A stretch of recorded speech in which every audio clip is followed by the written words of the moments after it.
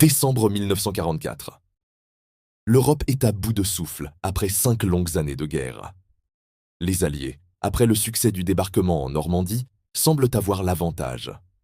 Ils avancent à travers la France et la Belgique, repoussant l'armée allemande vers ses propres frontières. L'ambiance est à l'optimisme. Beaucoup pensent que la guerre sera terminée avant Noël. Mais dans l'ombre, Hitler prépare un dernier coup de poker, une contre-offensive massive et désespérée qu'il nomme Wacht am Rhein, la garde au Rhin. Son objectif, percer les lignes américaines dans le secteur le moins défendu, la forêt dense et enneigée des Ardennes, foncer vers le port d'Anvers, couper les lignes d'approvisionnement alliées et forcer l'Occident à négocier une paix séparée. C'est le début de ce que les Alliés appelleront la bataille des Ardennes, ou Battle of the Bulge. L'offensive est lancée à l'aube du 16 décembre 1944.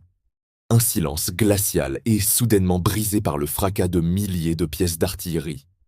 Des centaines de milliers de soldats allemands, accompagnés par de redoutables divisions de panzer, dont les nouveaux et terrifiants chars Tigre Royal, s'élancent à travers la neige. Le choc est total pour les troupes américaines. Les divisions qui tiennent le front dans les Ardennes sont soit inexpérimentées, soit au repos pour se remettre de combats précédents. Elles sont sous-équipées, dispersées, et le temps exécrable cloue l'aviation alliée au sol, les privant de leur supériorité aérienne. Les premiers jours sont un cauchemar pour les Américains. Les lignes sont enfoncées sur un front de plus de 100 km. Des unités entières sont encerclées. D'autres se replient dans le désordre. La 6e armée Panzer SS, sous les ordres de Sepp Dietrich, doit percer au nord vers Anvers. Au centre, la 5e armée Panzer a pour mission de capturer les carrefours stratégiques. Les communications sont coupées, la confusion est totale. C'est dans ce chaos qu'émergent des unités spéciales allemandes, commandées par le célèbre Otto Skorzeny. Ces hommes, parlant anglais et portant des uniformes américains, infiltrent les lignes ennemies, changent les panneaux de signalisation, coupent les lignes téléphoniques et sèment la panique. La paranoïa s'installe chez les Alliés. Chaque soldat devient suspect. Malgré l'effet de surprise et la supériorité numérique locale des Allemands, la résistance américaine est acharnée. Partout, des petits groupes de soldats, isolés, tiennent bon. Des combats héroïques ont lieu pour chaque village, chaque carrefour.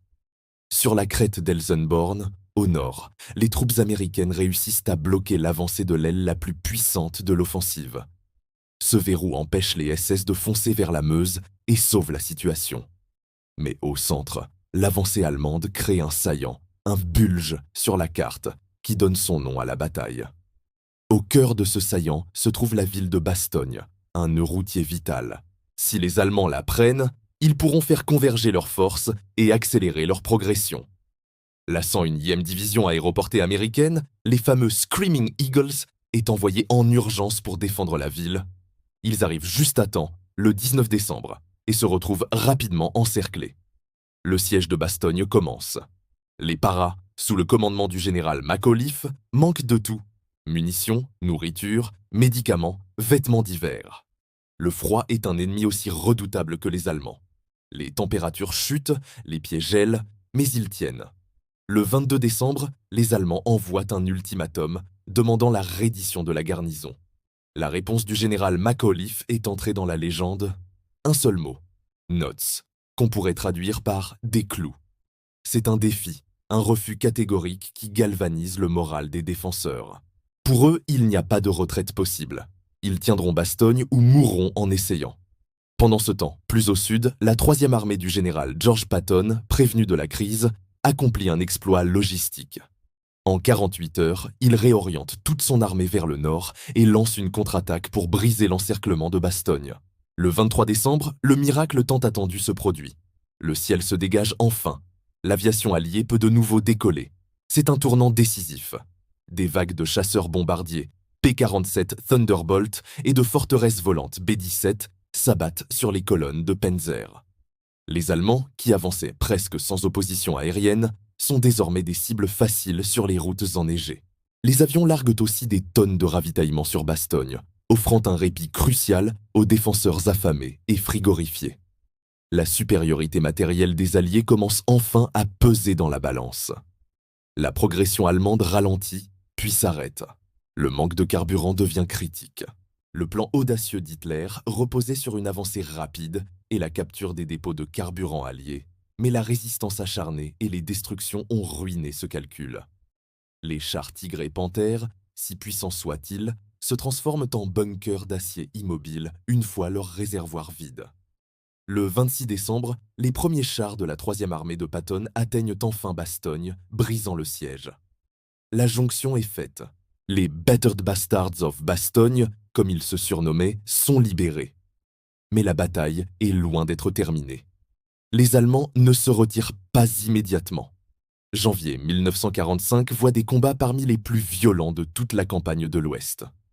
Les Alliés doivent maintenant réduire le saillant, repousser les Allemands mètre par mètre, dans des conditions hivernales toujours aussi extrêmes. Les pertes sont effroyables des deux côtés. Des forêts entières sont dévastées par l'artillerie. Les villages ne sont plus que des ruines fumantes. Finalement, fin janvier, les lignes sont revenues à peu près là où elles étaient avant le 16 décembre. L'offensive allemande a échoué. C'est une défaite stratégique majeure pour Hitler. Il a jeté ses dernières réserves blindées et ses meilleures troupes dans cette bataille. Il a perdu des centaines de chars et d'avions irremplaçables. L'armée allemande à l'ouest est brisée et ne s'en remettra jamais. La route vers le Rhin est désormais ouverte pour les Alliés. La bataille des Ardennes fut la plus grande et la plus sanglante bataille menée par l'armée américaine durant la Seconde Guerre mondiale. Plus de 80 000 soldats américains furent tués, blessés ou capturés. Mais face à la dernière grande offensive du Troisième Reich, ils ont plié, mais n'ont pas rompu. Leur courage et leur résilience dans le froid glacial des Ardennes ont anéanti les derniers espoirs de victoire d'Hitler et accéléré la fin de la guerre en Europe, un sacrifice immense qui ne doit jamais être oublié. Merci d'avoir regardé cette vidéo. Si ce pan de l'histoire vous a intéressé, n'hésitez pas à vous abonner à la chaîne pour ne pas manquer nos prochains documentaires. À bientôt.